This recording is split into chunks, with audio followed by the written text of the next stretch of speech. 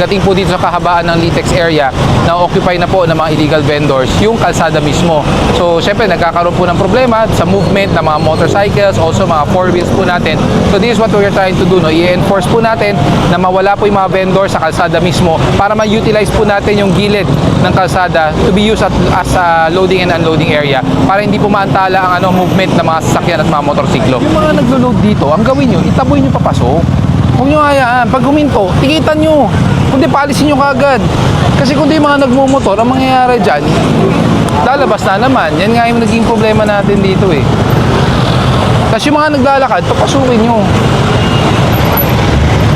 Una-una, no, as I said, we've been receiving continuous complaint as regard po dito sa kahabaan ng Commonwealth, specifically dito sa may Litex area. So mga vendors po natin, umaabot po sa kalsada na which in return, no, yung mga motorsiklo, hindi na po sila nakakadaan sa specified lane, which is the motorcycle lane. So this is what we are trying to mediate, what we are trying to manage, na mawala po yung vendors sa kalsada para naman po yung mga commuters makapaglakad ng maayos, yung mga sasakyan, hindi po maantala ang mobility, and syempre, yung enforcement po natin ng motorcycle lane, syempre, kahit paano, maging safe din po ang mga kababayan and also mga motorcycle riders po natin. So, and also yung mga vendors po, this will be an end time na warning po sa kanila na they cannot occupy the road.